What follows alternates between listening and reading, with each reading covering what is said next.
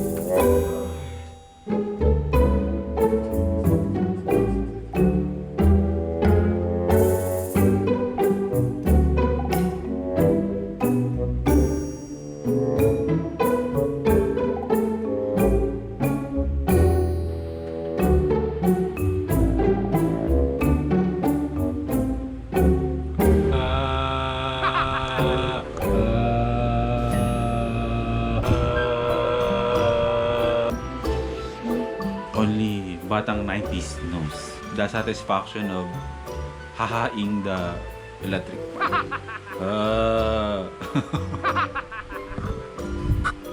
Kinala nung gagawin ko. Ayoko kasi lumabas. Ayoko muna. Tsaka wala naman ako lalakarin talaga today. Dahil nakabili na kami ng mga pagkain namin. Wala na akong dahilan para lumabas muna. Pero okay lang, kasi ayoko nga muna lumabas. Ayoko muna nang lumabas. So, dito lang ako sa kwarto. Ano kaya pwedeng gawin? Ano kaya pwedeng gawin?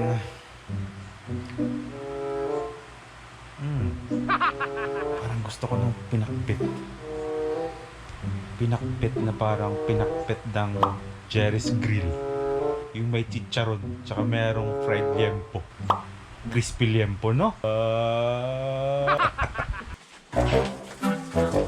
Hi! Welcome to the cooking show! Ayun mga first-timers, kumusta? Anong first time mo meron ngayon? Kasama ko si Hana. Nababagot ka? Opo. Ako yung tanongin mo kung gaano kakabagot na. Sobra. Ikaw na sumagot sa tanong. Ayun mga first-timers, anong first time ang meron sa inyo ngayon? Today, another nakakabagot na naman na araw. Pero gagawa tayo ng paraan para malibang at labanan ang epidemyang kabagutan maliban sa COVID na to. Nabubwisit na ako sa COVID na to. Pero syempre, hindi ako papayag mga first-timers na wala kayong mapanood ngayong araw na to. Kaya, maraming salamat kaibigan, manahimik ka! Kung saan ako nagbablog sa kakatutunog, maghapon kang nananahimik yan. Gusto mo asasena? Ay mga first-timers, dahil cooking show tayo ngayon, maraming salamat kay One Day Off kasi challenge na ako na mag-cooking show na lang ngayon. Kasi nga, siya rin nag-cooking show eh. Eh di, cooking show din ako. Gitero ako eh. Ayun, kanina naisip ko. Teka lang. Wala, para ako si Kulas ngayon, ano? Bigay niyo sa akin to. Wala lang, sinusunod ko lang. Bali kanina, nag-iisip ako kung anong lulutuin ko sa challenge ni One Day Off sa akin. Kasi, syempre, hindi naman tayo makalabas eh. Anong gagawin natin content dito? Hindi naman tayo si Siri na pag sinabi mong Siri, anong content ko today? Bibigyan kanya ng content, di ba? So, medyo meron talaga kaming battle inside our head. Kami mga content creators na yung mga data namin, yung mga files namin sa mga utak namin, medyo malapit na pa-corrupt na siya. Malapit na kami maubusan. Malaking bagay yung ganito. Etong cooking show na to, di ko naman pwedeng sabihin mema kasi effort pa rin to at may natututunan kayo, lalo sa mga hindi marunong magluto dyan o mga namumblema kung paano magluto o anong lutuin nyo sa nakakabagot yung mga bahay. At kung ano ipapakain nyo sa mga kasama nyo sa bahay. Simpleng lutuin lang pero malaking tulong para at least, di ba? Madalas natin niluluto to pero ngayon bibigyan natin ng twist. Kumakain ka ba nito? Try po natin. Okay, ngayon mga first-timers, andito tayo sa opisina ng nanay ko. Bale, nag-take over lang tayo dito sa opisina niya. Ito yung shelves niya, dyan yung mga files niya, mga kailangan niya sa pagluluto. Ito yung computer niya. Ito yung mga bagong papeles, galing kliyente na tatrabahuin. So, today, ako ang makikialam dito sa loob ng kusina. Magluluto tayo ng pinakbet. Tatapatan natin yung pinakbet ng Jerry's Grill. Sino nakakain ng pinakbet sa Jerry's Grill? Di ba masarap? Itong gagawin natin nito, itong lulutuin natin, mas masarap. Kaya simulan na natin. Ang kakailanganin natin mga first timers, ito lang. Ayan, ang itim na yung ano natin, yung talong. Talong, kalabasa, okra, ampalaya, syempre sitaw. Masarap yan, maraming sitaw. Tsaka dito, may pork dito. So wala namang liempo, so pork chop. Pwede na yan. Ang ginawa ko dito sa pork chop na ito mga first timers ay nilagyan ko siya ng maraming paminta at asin. Tapos ang gagawin natin, ito ang una natin gawin. Magpiprito tayo nito. Pero, bago ang lahat, syempre sasamahan natin ng malutong na chicharon. Kung saan ito yung favorite ni Hana. Di ba favorite mo to? Opo. Anong ginagawa mo dyan? Kinakain po, inuulam. Inuulam mo? Actually, maraming ganyan dito sa bahay. Ayun no, yung mga ganyan dito. Alam niyo kung bakit? Kasi itong si Hana, kapag hindi niya trip yung pagkain dito at ulam dito sa bahay, nagbibikoys yan. So, alam mo na, pag bikoys ang hiningi sa'yo, o hiningi niya kay nanay, hindi niya gusto yung ulam. Pero pag yun naman talagang kinain niya, magkakamayan tapos sasawsaw niya sa suka, kaya naman niya mabuhay ng chicharon lang ang ulam. Kaya mo? Opo. Ang unang gagawin natin, napakasimple lang. Ito na yata ang pinakamabilis lutuin na gulay kasi pag gisa-gisa lang naman to. Piprituhin muna natin tong baboy. Yun. Ang gagawin natin oil, canola oil. Pero kung anong merong oil kayo dyan sa bahay niyo, pwede naman. Pwede na yan. Pwede na yan. Kasi mamaya, yung pinagprituhan natin, yan din yung gagamitin natin sa paggisa ng mga gulay.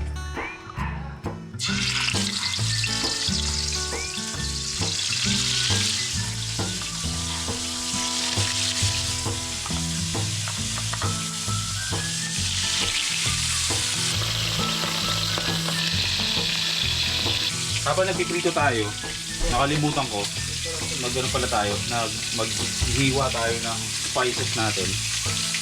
So, hati-hatiin lang natin. Wala kaming violet eh, pero okay lang yan. Pero pag mga gisa-gisa kasi, mas masarap talaga ang kulay violet. Pag nagigisa ako, yung bawang ko ganito lang ginagawa ko.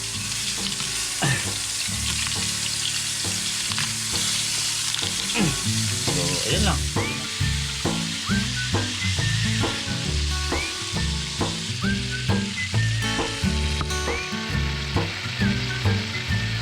Titingnan natin kung masarap yung luto ni Daddy. Sabi niya daw parang yung grill daw eh. Masarap to. Pag natikman mo to, makakalimutan mo yung pangalan mo. Ano pangalan mo ngayon? Hana. Mamaya, hindi mo na. Magkakaroon ka na ng Alzheimer's. Wow. Makakalimutan mo na yung pangalan mo sa sobrang sarap nito.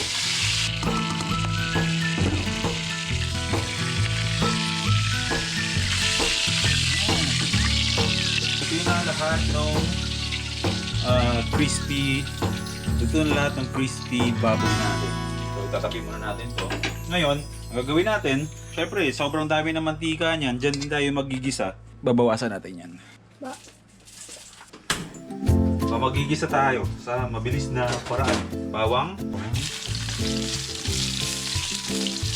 May kasamang balat-balat. Pabango yan eh. Tapos yung sibuyas.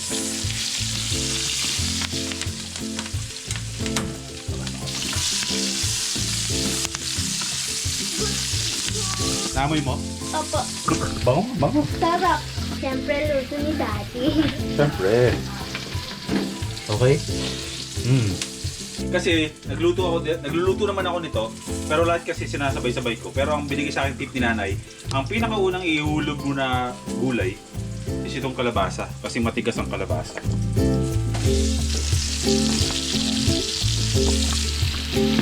Tapos yung the rest, kahit pagsabay-sabay na natin.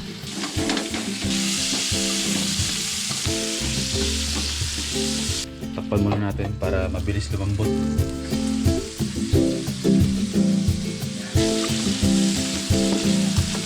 Medyo na malambot na siya, pwede na natin isunod yung iba kasi habang tumatagal pa yan, lalambot pa yan. So, sunod natin ang sitaw.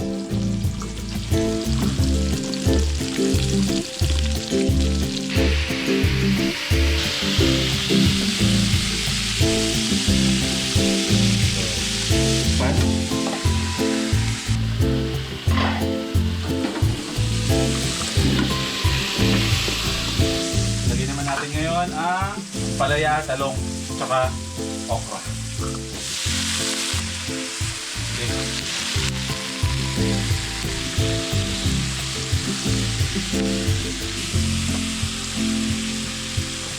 Lagyan natin ng konting tubig lang.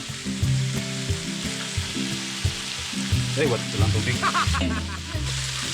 Para pampakulo. Yan. Mas maliwanag talaga dito, Daddy. So ang goal dyan, mga first timers ha, half cook lang. Hindi sobrang luto. Lagyan natin ng magic sarap. Sige, lagyan natin ng magic sarap. Hindi naman masama malagay nito. Papasarap din. Pero paminsan-minsan, pwede tayong gumamit. Lahat na yan. Halo-halo ulit.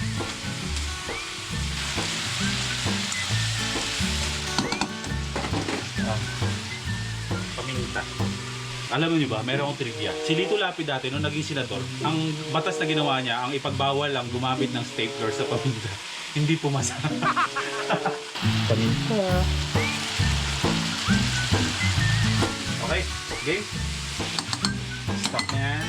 At takpan natin. Maluluto pa yan.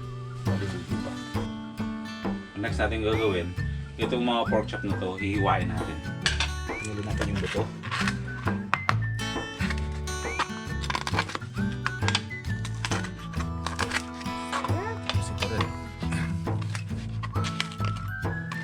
Bahala kayo sa hiwa nyo ha, pero mas magaganda yung ganitong hiwa. Okay, game. Okay, ready na lahat. I-serve na natin. Doon tayo sa labas kasi madilim dito para mas makita nyo yung presentation natin.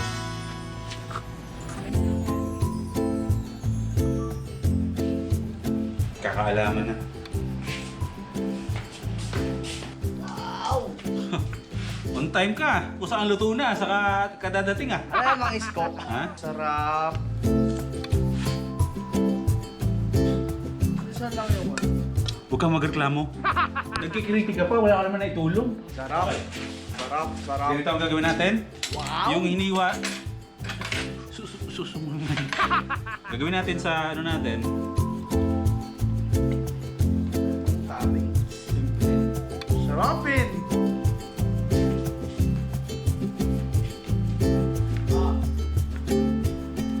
Wow, parang magbubudol fight na tayo, Daddy, Ha? ah. At tapos, ang pinaka-sikreto dyan, ito. Gawin natin dito sa chicharon. Gawin natin. Bubudburan natin ngayon ng chicharon. So ito na yung ano natin, pinakbet ala... Ano ba to? Pinakbet ala Becoming Filipino.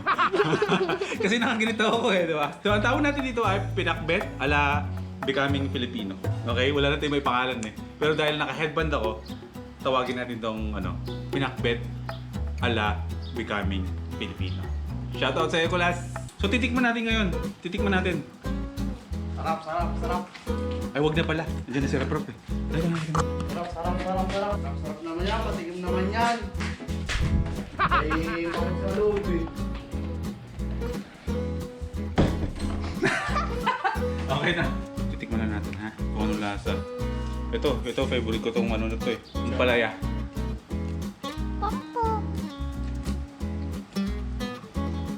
Ano, Daddy? Charon. Bob? Diba? Walang sinabi yung Jerry's Grill.